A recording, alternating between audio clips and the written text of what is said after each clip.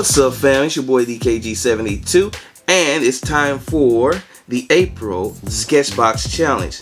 Now, if you guys are new to the channel and you don't know what the Sketchbox Challenge is, let me explain. I have a subscription to a service called Sketchbox. It's one of those mystery box services where they send you out different things each month, and in the case of Sketchbox, they send out art supplies. So within this box is a specific number of art supplies. I have absolutely no idea what it is. Whatever is inside this box, I have to use this, and only this, what's inside this box, to create a work of art. So we're going to do an unboxing, and we're going to create some art with whatever is inside. So that being said, let's get into the unboxing real quick. First, let me find my, got it right here. Alright, unboxing tool. Unboxing tool. So let's get into unboxing. So ooh, smooth cut. I like that. I like that. Let's see what's inside of here. Okay, this is going to be interesting. So let's see what we got. Let's pull this out first. This is ochre, flesh ochre acrylic paint, and it's by a company called Sennelier. Never seen these guys before, but it is some cool ochre flesh tone paint. So, and it's acrylic paint. So I see a theme here. What's this? Little canvas so we can create. All right, got a little canvas here. Oh, Liquitex Basics. All right, and this is just cadmium yellow. All right, good cadmium yellow there. Ooh, and ultramarine blue. Of course, you can always do something with the ultramarine. Well, if you got the ultramarine, that means you got, got some crimson rouge. Or just a fancy name for red. And let's see what else we got. All right, white. And if you don't know, Liquitex makes some of the best acrylic paints out there. I love them. They're my spirit animals in a lot of ways. And okay, this is, what the hell do they call these things? I always forget. Palette knife. So now I'm a real painter. I got a palette knife. I got some more stuff in here. So we got a little piece of canvas, and of course got a nice clear Princeton brush. First off, this is a dope ass brush. Definitely gonna use this. This is a dope brush. Ooh, this is a nice little pencil. Craftwood, corn, Swede pencil. Alright. Alright, so anything else in there? Oh yeah, ooh, sticker. They always send you a sticker. I love my stickers. So we'll set that off to the side. Alright, so that takes care of the Sketchbox box. Let's open up this. This actually is going to be kind of fun to work with. Hopefully we can get something really cool out of it. So this is a nice little stiff. Oh, I like this canvas board. Honestly, this is really nice. Oh, so this is their signature canvas board. This is kind of dope. Check that out, guys. Really nice grain right there. It's pretty bright too. So this is going to be real fun to work with. And this is a 4H pencil. So actually it was cool. Earlier I had a friend of mine call. Her daughter's an artist, and she was asking me about the different grades. So if you don't know, young artists, H stands for, of course, hard, the hardness, and of course B is it stands for softness, but I forgot its actual term for it. But I don't remember the actual term because, you know, I'm dumb.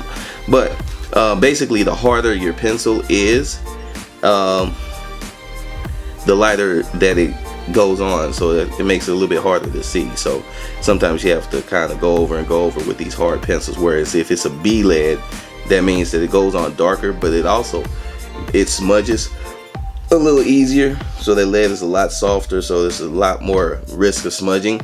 So what you want to do in that case is you want to use that specific to the type of paper that you're working with.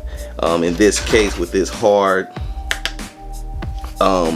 canvas, this H lead, this 4H lead, is actually perfect because it's going to go on, but it's going to be light, and that's going to allow these opaque, because these are acrylics, and acrylics are pretty opaque.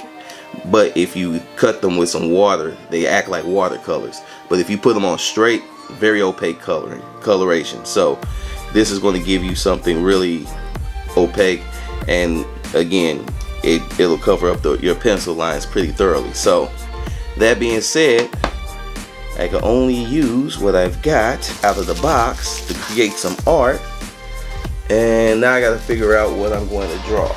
Alright guys, so I figured out what I'm going to draw, and it's going to be something a little bit different. I'm going to go cartoony with this particular drawing.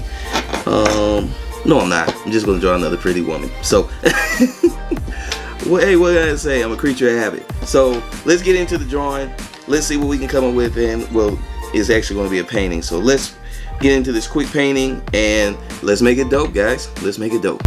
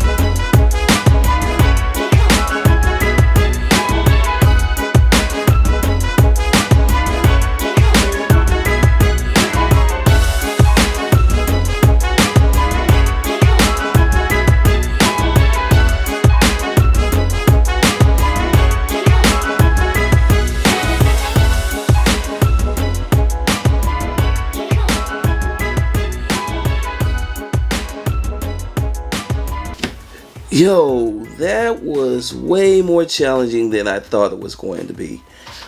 Um, the one thing I like about these Sketchbox challenges is that it really kind of highlights the importance that an artist actually knows the medium that they're working with. And what I mean is that when you're working with certain types of paints or pencils or brushes or whatnot, the wealth of experience that you get from having worked with it before, dealing with it, knowing sort of the tendencies that these particular materials may have, really comes in handy. Now for me, I've worked with Liquitex before, so the Liquitex wasn't an issue.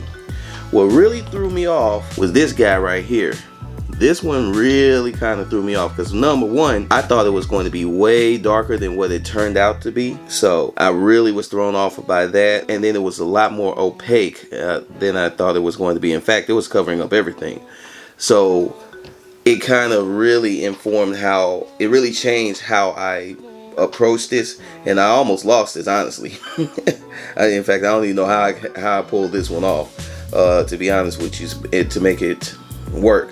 One of the things I did do is I kind of switched it up a little bit and kind of went for this kind of pop art feel. That's the reason why I kind of went a little bit more sketchy.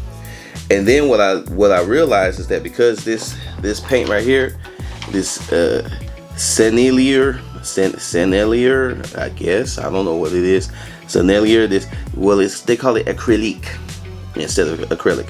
It's acrylic. So this paint right here, this ochre, is because it was so opaque, I was able to actually use it to correct certain mistakes that I made with like the blue and everything like that. And then the other great thing about this challenge is that because I couldn't use anything else, because the idea is that you got to use whatever's in the box, so I couldn't go get any help from any of my other paints or anything like that, or use any other brushes. I had to kind of think a little bit differently as to how to address some of the things like dark lines, bringing out planes and making you know, the areas darker. When I went over and kind of covered up her lips, how to pop those out. And again, I had to figure out how to make all of that work. And thank goodness this paint was so opaque, because I was able to do that very easily. Everything else pretty much did what it's supposed to do. Princeton brushes, if you don't know about these guys, good brushes, always. It's just kind of weird with this clear, it's got this clear, look at this. It's got this clear handle, so that was kind of weird. But this tip right here was really good. This is a really good brush. So I was able to get fine line when I needed to, and that's what helped me save the project, to be honest with you. Of course, fancy Karana Hache, a Swiss-made graph wood pencil. It's just a fancy pencil. It's a pencil. It did what it's supposed to do. Pencil's supposed to pencil, and it penciled. And this came in handy too, because again, as a palette knife, I was able to scoop up just large swaths of paint, drop it on there, and move it the way I wanted to. For the most part, this came out pretty good.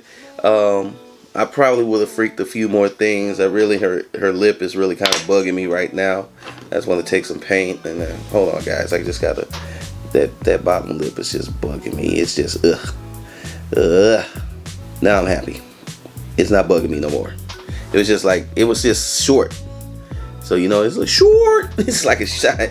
It's like a basketball shot. Short. So I just couldn't take it no more. I had to you know, fix it real quick. It just wasn't looking right. So now that I got it fixed and it's looking better, I feel happier. I'm an artist. What do you expect? But once again, that's the one thing I like about acrylics, is that you can go back in.